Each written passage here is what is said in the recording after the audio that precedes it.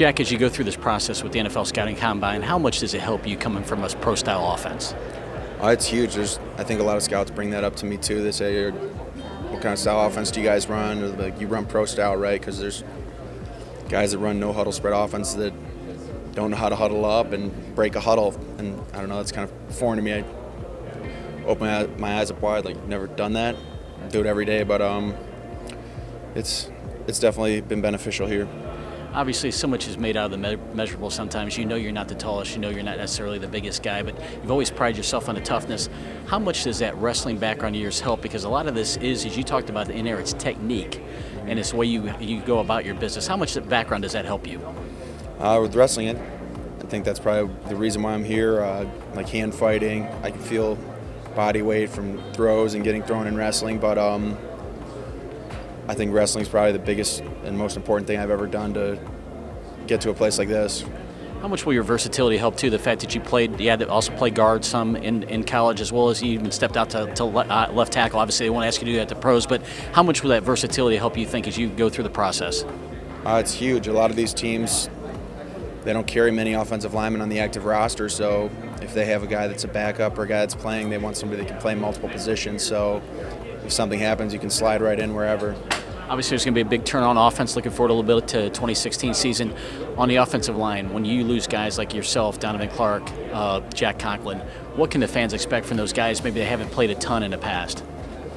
For the fans and for them even, it's a hard-working group of guys, and I've been around them for 5 years, and I got nothing but faith in those guys and what they're going to do. And Coach Staten does a great job, and Coach Bowman, of getting those guys ready, and I don't think there should be a drop-off.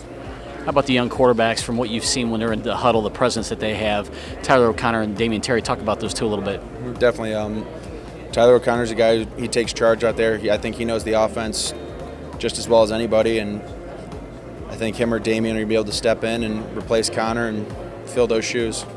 43 wins in your career, tied the winningest senior class in school history, 3 top 10 finishes in a row. When you walk away, what are you proudest of? Probably that. I know a lot. I think that's probably most of the seniors. Not many of us, no other team in college really had much faith in us. All of us were 2, 3-star guys that everybody kind of brushed under the rug, and to be known for that at Michigan State, that's a pretty big accomplishment. To win two Big Ten championships, that's something that doesn't happen all the time, and I think it's just kind of a reflection on Coach D and the kind of guys that he brings in and the hard work that we put in. Lastly, about Coach D, talk about your relationship with him and what you admire most about him.